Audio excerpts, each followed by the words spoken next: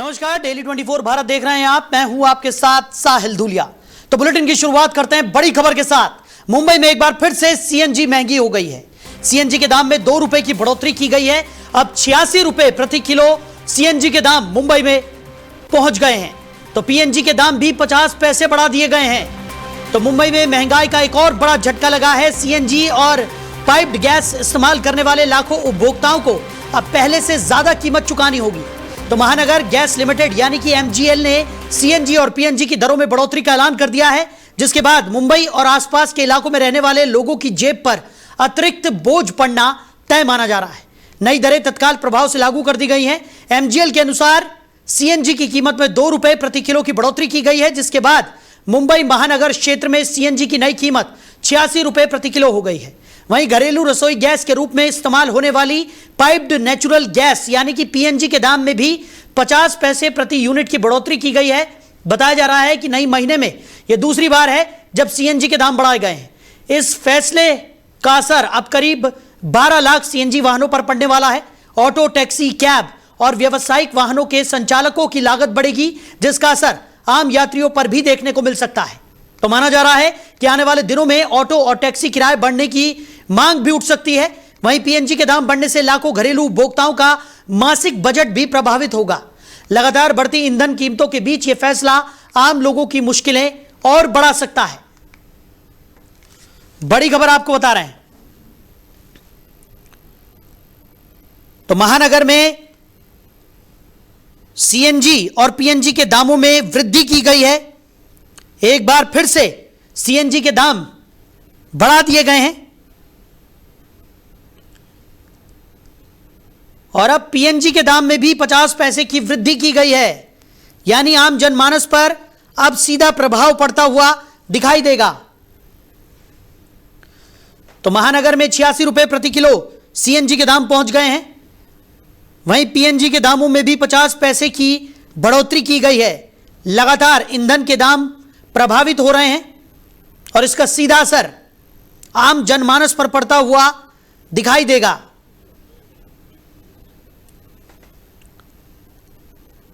तो लगातार देखने को मिल रहा है कि ईंधन के दामों में वृद्धि दर्ज की जा रही है।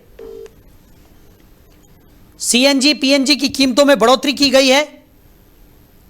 पीएनजी के दाम में 50 पैसे की वृद्धि की गई है, तो सीएनजी के दाम 2 रुपए प्रति किलो मुंबई महानगर में बढ़ा दिए गए हैं। अब आने वाले समय में आम उपभोक्ताओं पर इसका कितना प्रभाव पड़ता है, यह भी देखने वाली बात होगी।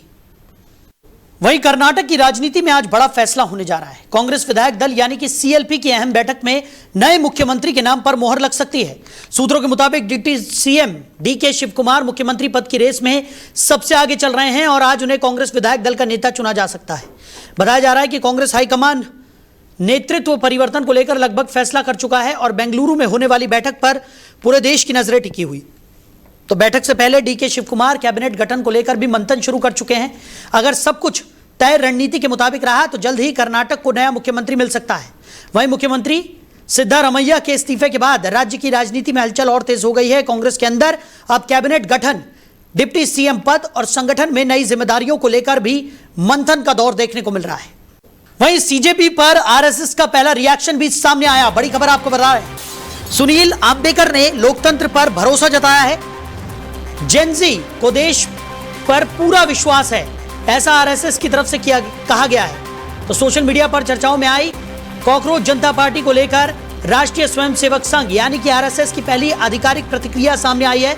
आरएसएस के अखिल भारतीय प्रचार प्रमुख सुनील आम्बेकर ने कहा है कि भारत का लोकतंत्र इतना मजबूत है कि वो हर तरह की आवाज और विचार को समायोजित करने की क्षमता रखता है। नागपुर में पत्रकारों से बातचीत के दौरान आम्बेकर ने कहा कि भारत के युवाओं यानी कि जेन ज़ी को देश और लोकतांत्रिक व्यवस्था पर पूरा भरोसा है। उन्होंने कहा कि लोकतंत्र में अलग अलग मुद्दे उठते हैं और उन्हें सुलझाने के लोकतांत्रिक तरीके भी मौजूद हैं। आम्बेकर ने कहा कि भारत में पारदर्शी चुनाव, खुला मीडिया और मजबूत संस्थाएं हैं, इसलिए किसी भी नए विचार या चर्चा को लोकतांत्रिक प्रक्रिया का हिस्सा माना जाना चाहिए। दरअसल हाल के दिनों में कॉकरोच जनता पार्टी नाम का एक सोशल मीडिया अभियान तेजी से वायरल हुआ है, जिसे अभिजीत दीपके ने शुरू किया था। यह अभियान युवाओं के बीच बेरोजगारी, पेपर लीक और अन्य मुद्दों को लेकर चर्चाओं में रहा। वहीं इस अभियान को लेकर राजनीतिक और सामाजिक स्तर पर भी बहस तेज हो गई है। आरएसएस की प्रतिक्रिया ऐसे समय में आई है जब इस संगठन और इसके संस्थापक को लेकर सोशल मीडिया पर लगातार चर्चाएं हो रही है। ऐसे में आरएसएस ने साफ किया है कि उसे भारत के लोकतंत्र और युवाओं की लोकतांत्रिक भागीदारी पर पूरा भरोसा है। वहीं उत्तराखंड दौरे पर पहुंचे भाजपा के राष्ट्रीय अध्यक्ष नितिन नवीन ने देहरादून स्थित प्रसिद्ध टपकेश्वर महादेव मंदिर में पहुंचकर भगवान शिव का जल अभिषेक किया और विधि विधान से पूजा अर्चना की। इस दौरान उन्होंने प्रदेश की सुख समृद्धि और देश के उज्जवल भविष्य की कामना की। मंदिर परिसर में बड़ी संख्या में भाजपा कार्यकर्ता और श्रद्धालु भी मौजूद रहे। नितिन नवीन ने मंदिर में दर्शन करने के बाद संतों और मंदिर समिति के पदाधिकारियों से भी मुलाकात की। भाजपा अध्यक्ष का यह दौरा राजनीतिक और धार्मिक दोनों दृष्टि से महत्वपूर्ण माना जा रहा है। टपकेश्वर महादेव मंदिर उत्तराखंड के प्रमुख धार्मिक स्थलों में से एक है, जहां देश भर से श्रद्धालु दर्शनों के लिए पहुंचते हैं। नितिन नवीन के मंदिर पहुंचने पर पार्टी कार्यकर्ताओं ने उनका स्वागत किया। इस दौरान सुरक्षा के भी व्यापक इंतजाम किए गए थे। वहीं राजस्थान की भजनलाल शर्मा सरकार ने राष्ट्रीय लोकतांत्रिक पार्टी यानी कि आरएलपी के प्रमुख और नागौर सांसद हनुमान बेनीवाल की सुरक्षा में कटौती कर दी है। राज्य सरकार के इस फैसले के बाद राजनीतिक हलकों में चर्चाएं तेज हो गई हैं। जानकारी के मुताबिक हनुमान बेनीवाल को पहले मिली सुरक्षा व्यवस्था को घटा दिया गया है। इसके बाद उन्होंने सरकार के फैसले पर सवाल उठाए। बेनीवाल का कहना है कि उन्हें लगातार कई मुद्दों पर धमकियां मिलती रही हैं और ऐसे में सुरक्षा कम करना उचित फैसला नहीं है। वहीं राज्य सरकार की ओर से कहा गया है कि सुरक्षा एजेंसियों की समीक्षा रिपोर्ट और तय मानकों के आधार पर यह फैसला लिया गया है। बताया जा रहा है कि सुरक्षा व्यवस्था का आंकलन समय समय पर किया जाता है और उसी के अनुसार बदलाव किए जाते हैं। हनुमान बेनीवाल राजस्थान की राजनीति में एक प्रमुख चेहरा माने जाते हैं और कई मुद्दों पर राज्य सरकार को खुलकर घेरते रहे हैं। ऐसे में सुरक्षा घटाने के इस फैसले को लेकर सियासी बयानबाजी भी तेज हो गई है। विपक्षी दल और आरएलपी कार्यकर्ता इस फैसले पर सवाल उठा रहे हैं, जबकि सरकार इसे नियमित प्रशासनिक प्रक्रिया बता रही है। अब इस मुद्दे को लेकर राजस्थान की राजनीति में नया विवाद खड़ा होता दिखाई दे रहा है। वहीं पहलवान विनेश फोगाट को एशियन गेम्स 2026 के चयन ट्रायल्स में हिस्सा लेने की बड़ी राहत मिल गई है। सुप्रीम कोर्ट ने भारतीय कुश्ती महासंघ यानी कि WFI को झटका देते हुए उसकी याचिका खारिज कर दी है और दिल्ली हाई कोर्ट के फैसले को बरकरार रखा है। दरअसल WFI ने अपनी चयन नीति के तहत विनेश फोगाट की एंट्री पर रोक लगा दी थी, जिसके खिलाफ उन्होंने अदालत का दरवाजा खटखटाया था। 22 मई को दिल्ली हाई कोर्ट ने WFI की चयन नीति को बहिष्कारी बताते हुए विनेश फोगाट को ट्रायल्स में शामिल होने की अनुमति दे दी थी। इसके बाद WFI ने हाई कोर्ट के आदेश को सुप्रीम कोर्ट में चुनौती दी, लेकिन सुप्रीम कोर्ट ने भी महासंघ की दलीलों को स्वीकार नहीं किया। जस्टिस PS नरसिम्हा और जस्टिस आलोक आराध्य की बेंच ने साफ कर दिया कि विनेश फोगाट चयन ट्रायल्स में हिस्सा ले सकेंगी। हालांकि अदालत ने चयन प्रक्रिया की निष्पक्षता और पारदर्शिता सुनिश्चित करने के लिए सख्त निर्देश भी जारी किए हैं। सुप्रीम कोर्ट ने आदेश दिया है कि ट्रायल्स की पूरी प्रक्रिया की वीडियो रिकॉर्डिंग की जाए और इसकी निगरानी भारतीय खेल प्राधिकरण यानी कि SAI और भारतीय ओलंपिक संघ यानी कि IOA की तरफ से नामित स्वतंत्र पर्यवेक्षकों की मौजूदगी में कराई जाए। कोर्ट के इस फैसले को विनेश फोगाट के लिए बड़ी कानूनी जीत माना जा रहा है। अब सभी की निगाहें एशियन गेम्स 2026 के चयन ट्रायल्स पर टिकी हुई हैं, जहां विनेश फोगाट अपनी दावेदारी पेश करती नजर आएंगी। वहीं दिल्ली के जहांगीरपुरी इलाके में ईद की खुशियां उस वक्त मातम में बदल गई जब महज एक सिगरेट को लेकर हुए विवाद में 26 साल के युवक की चाकू मारकर हत्या कर दी गई। इस सनसनीखेज वारदात के बाद इलाके में हड़कंप मच गया, जबकि पुलिस ने मामले में 3 नाबालिग आरोपियों को पकड़ लिया है। जानकारी के मुताबिक मृतक युवक की पहचान अरबाज के रूप में हुई है, जो इलाके में ही एक ज्वेलरी शॉप पर काम करता था। बताया जा रहा है कि ईद की रात करीब 11 बजे अरबाज अपने घर के पास मौजूद था, तभी कुछ युवकों के साथ सिगरेट को लेकर कहासुनी हो गई। देखते ही देखते मामूली विवाद हिंसक झड़प में बदल गया और आरोपियों ने अरबाज पर चाकू से ताबड़तोड़ हमला कर दिया। गंभीर हालत में उसे बाबू जगजीवन राम अस्पताल ले जाया गया, जहां इलाज के दौरान उसकी मौत हो गई। घटना के बाद इलाके में भारी पुलिस बल तैनात किया गया ताकि किसी तरह की कानून व्यवस्था की समस्या न हो। परिजनों का आरोप है कि आरोपी पहले से ही अरबाज को निशाना बनाने की फिराक में थे। मृतक के भाई ने दावा किया कि विवाद एक सिगरेट से शुरू हुआ था और मौका मिलते ही आरोपियों ने हमला कर दिया। पुलिस ने जांच के दौरान 3 नाबालिगों को हिरासत में लिया है और वारदात में इस्तेमाल किया गया चाकू भी बरामद कर लिया गया है। फिलहाल पुलिस पूरे मामले की जांच कर रही है और अन्य आरोपियों की भूमिका भी खंगाली जा रही है। वहीं अमेरिकी राष्ट्रपति डोनाल्ड ट्रंप की बेटी टिफनी ट्रंप इन दिनों निजी दौरे पर भारत आ रही हैं और उनका यह दौरा चर्चाओं का विषय बन गया है। जानकारी के मुताबिक टिफनी शनिवार को दिल्ली पहुंचेंगी, जिसके बाद वो आगरा का रुख करेंगी और रविवार सुबह विश्व प्रसिद्ध ताजमहल का दीदार करेंगी। बताया जा रहा है कि वो करीब 1.5 घंटे तक ताजमहल परिसर में रहेंगी और इसके बाद चार्टर्ड विमान से राजस्थान के जैसलमेर के लिए रवाना होंगी। अधिकारियों के अनुसार उनका ये दौरा पूरी तरह निजी है, लेकिन ट्रंप परिवार से जुड़े होने के कारण सुरक्षा एजेंसियां और स्थानीय प्रशासन पूरी तरह से अलर्ट मोड में है।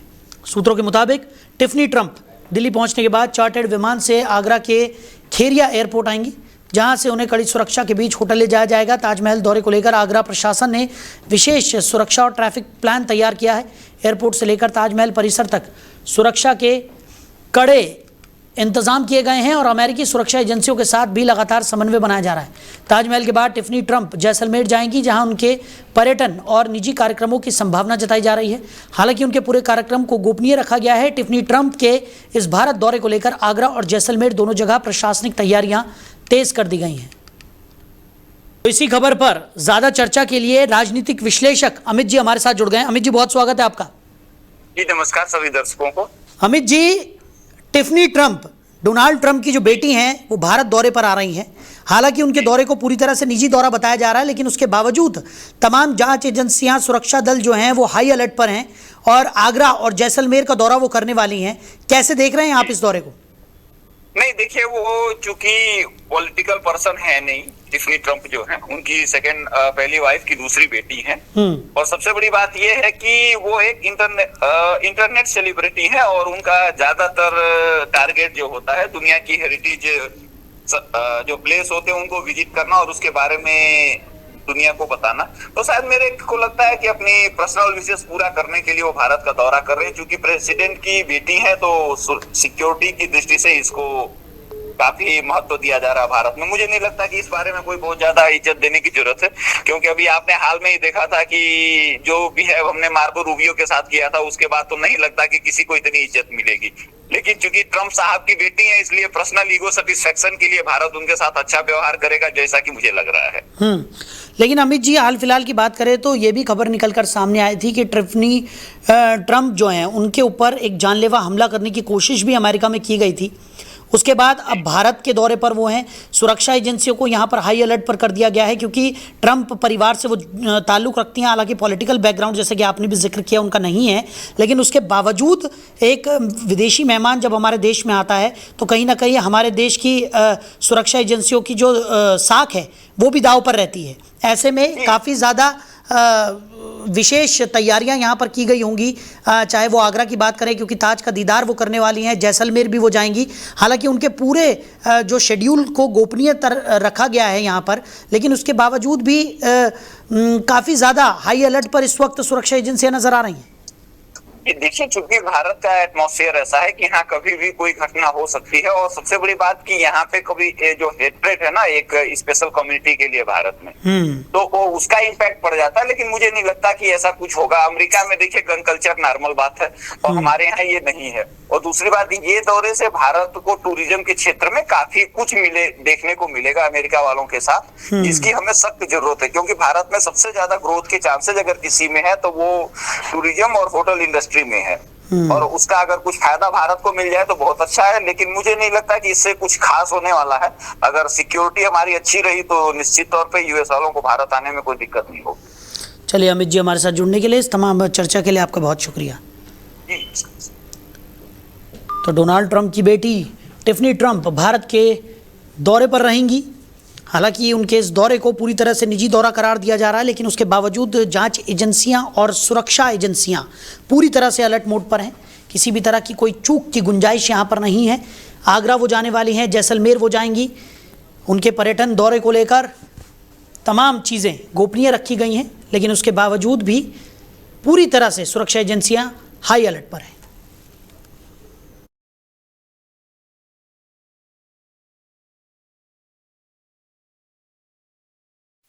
वहीं अमेरिका ने एक बार फिर पूर्वी प्रशांत महासागर में कथित ड्रग तस्करी से जुड़े एक जहाज पर सैन्य कार्रवाई की है।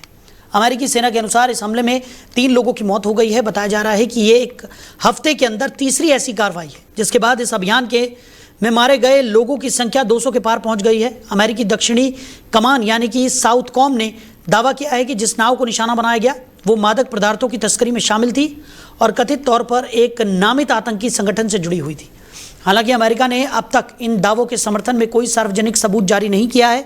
जानकारी के मुताबिक हमले का वीडियो भी जारी किया गया है, जिसमें समुद्र में चल रही नाव पर जोरदार विस्फोट होता दिखाई दे रहा है। अमेरिकी प्रशासन लंबे समय से लैटिन अमेरिका से जुड़े ड्रग नेटवर्क के खिलाफ अभियान चला रहा है और हाल के महीनों में समुद्री मार्गों पर कई ऐसी सैन्य कार्रवाइयां की गई हैं। वहीं मानवाधिकार संगठनों और कई अंतर्राष्ट्रीय विशेषज्ञों ने इन हमलों की वैधता पर सवाल उठाए हैं और इन्हें कथित तौर पर न्यायिक प्रक्रिया से बाहर की गई कार्रवाई बताया है। ऐसे में यह अभियान एक बार फिर वैश्विक बहस का विषय बन गया है। वहीं भारत और अमेरिका के बीच लंबे समय से चल रही व्यापार वार्ता अब अंतिम चरण में पहुंचती दिखाई दे रही है। अमेरिका के भारत में राजदूत सर्जियो गौर ने संकेत दिए हैं कि दोनों देशों के बीच अंतरिम व्यापार समझौता यानी इंटरिम ट्रेड डील जल्द ही फाइनल हो सकती है। सर्जियो गौर ने कहा कि भारत और अमेरिका के बीच व्यापार समझौते को लेकर बातचीत तेजी से आगे बढ़ रही है और आने वाले कुछ हफ्तों या महीनों में इस पर मुहर लग सकती है। उन्होंने कहा कि दोनों देशों के बीच आर्थिक साझेदारी लगातार मजबूत हो रही है और यह समझौता व्यापार, निवेश और सप्लाई चेन सहयोग को नई दिशा देगा। जानकारी के मुताबिक इस डील के जरिए बाजार पहुंच बढ़ाने, व्यापारिक बाधाओं को कम करने और दोनों देशों के कारोबारियों को अधिक सुविधा देने पर फोकस किया जा रहा है। वहीं अगले महीने अमेरिकी व्यापार वार्ताकारों का एक प्रतिनिधि मंडल भी भारत आने वाला है, जहां समझौते के बचे हुए मुद्दों पर चर्चा की जाएगी। सर्जियो गौर ने भारत अमेरिका संबंधों को असीम संभावनाओं वाली साझेदारी बताया और कहा कि दोनों देश टेक्नोलॉजी, निवेश, रक्षा और आर्थिक सहयोग के क्षेत्र में तेजी से आगे बढ़ रहे हैं। ऐसे में माना जा रहा है कि यह संभावित व्यापार समझौता दोनों देशों के रणनीतिक और आर्थिक रिश्तों को और मजबूत करने की दिशा में बड़ा कदम साबित हो सकता है। वहीं म्यांमार के राष्ट्रपति यू मिन आंग ह्वांग आज से 4 दिवसीय भारत दौरे पर आ रहे हैं और इस दौरे को रणनीतिक, आर्थिक और कूटनीतिक नजरिए से बेहद अहम माना जा रहा है। राष्ट्रपति बनने के बाद यह उनका पहला विदेश दौरा है और ऐसे समय में हो रहा है जब भारत और म्यांमार दोनों क्षेत्रीय सुरक्षा, व्यापार और कनेक्टिविटी जैसे मुद्दों पर सहयोग बढ़ाने की कोशिश कर रहे हैं। जानकारी के मुताबिक यू मिन आंग ह्वांग 30 मई से 3 जून तक भारत में रहेंगे और इस दौरान बोधगया, नई दिल्ली और मुंबई का दौरा करेंगे। नई दिल्ली में उनकी मुलाकात प्रधानमंत्री नरेंद्र मोदी, राष्ट्रपति द्रौपदी मुर्मू और विदेश मंत्री एस जयशंकर से हो सकती है। इस दौरे में बौद्ध कूटनीति, सीमा सुरक्षा, कनेक्टिविटी, व्यापार, निवेश और रणनीतिक सहयोग जैसे अहम मुद्दों पर चर्चा होने की संभावना है। म्यांमार के राष्ट्रपति बोधगया भी जाएंगे, जहां बौद्ध धर्म से जुड़े ऐतिहासिक और सांस्कृतिक संबंधों को मजबूती देने पर जोर रहेगा। वहीं मुंबई में वो बिजनेस फोरम और उद्योग जगत के प्रतिनिधियों से मुलाकात करेंगे, जिससे दोनों देशों के बीच व्यापार और निवेश को बढ़ावा देने की कोशिश होगी। विदेश मंत्रालय के मुताबिक भारत की नेबरहुड फर्स्ट, एक्ट ईस्ट और महासागर नीति में म्यांमार की अहम भूमिका है। ऐसे में यह दौरा दोनों देशों के बहुआयामी संबंधों को और मजबूत बनाने की दिशा में बड़ा कदम माना जा रहा है। वहीं आईपीएल 2026 के क्वालीफायर 2 मुकाबले में गुजरात टाइटंस ने राजस्थान रॉयल्स को हराकर फाइनल में अपनी जगह पक्की कर ली है। अहमदाबाद के नरेंद्र मोदी स्टेडियम में खेले गए इस मुकाबले में गुजरात ने शानदार प्रदर्शन करते हुए राजस्थान को दबाव में रखा और मैच अपने नाम कर लिया। गुजरात की जीत में बल्लेबाजों और गेंदबाजों दोनों ने अहम भूमिका निभाई। टीम ने पहले बल्लेबाजी करते हुए मजबूत स्कोर खड़ा किया, जिसके जवाब में राजस्थान की टीम लक्ष्य का पीछा करते हुए लगातार अंतराल पर विकेट गंवाती रही। राजस्थान के बल्लेबाज बड़ी साझेदारियां बनाने में नाकाम रहे, जिसका फायदा गुजरात के गेंदबाजों ने पूरी तरह उठाया। इस जीत के साथ गुजरात टाइटंस अब आईपीएल 2026 के फाइनल में पहुंच गई है, जहां उसका मुकाबला खिताब के लिए होगा। वहीं राजस्थान रॉयल्स का इस सीजन का सफर यहीं खत्म हो गया। मैच के दौरान गुजरात के खिलाड़ियों ने दबाव के क्षणों में बेहतर प्रदर्शन किया और टीम को जीत दिलाई। अब सभी की नजरें आईपीएल 2026 के फाइनल मुकाबले पर टिकी हुई हैं, जहां गुजरात टाइटंस खिताब जीतने के इरादे से मैदान में उतरेगी। वहीं दिल्ली एनसीआर समेत उत्तर भारत के कई राज्यों में मौसम ने अचानक से करवट ले ली है और लोगों को भीषण गर्मी से राहत मिली है। भारतीय मौसम विभाग यानी कि आईएमडी ने दिल्ली, पंजाब, उत्तराखंड, जम्मू कश्मीर, हरियाणा और उत्तर प्रदेश के कई इलाकों में आंधी, तेज बारिश और बिजली गिरने का अलर्ट जारी किया है। मौसम विभाग के मुताबिक अगले कुछ दिनों तक उत्तर भारत में मौसम का यही बदला हुआ मिजाज देखने को मिल सकता है। दिल्ली एनसीआर में तेज हवाओं के साथ बारिश की संभावना जताई गई है, जहां हवाओं की रफ्तार 50 से 80 किलोमीटर प्रति घंटे तक पहुंच सकती है। वहीं पंजाब, उत्तराखंड और जम्मू कश्मीर के कई हिस्सों में भी गरज चमक के साथ बारिश का अनुमान है। आईएमडी का कहना है कि पश्चिमी विक्षोभ की सक्रियता की वजह से मौसम में यह बड़ा बदलाव देखने को मिल रहा है। मौसम विभाग ने लोगों को खराब मौसम के दौरान सतर्क रहने, खुले स्थानों से दूर रहने और अनावश्यक यात्रा से बचने की सलाह दी है। बारिश और तेज हवाओं के कारण तापमान में गिरावट दर्ज की जा सकती है, जिससे गर्मी से राहत मिलेगी, लेकिन कई इलाकों में जनजीवन भी प्रभावित हो सकता है। ऐसे में प्रशासन को भी अलर्ट मोड पर रहने के निर्देश दिए गए हैं।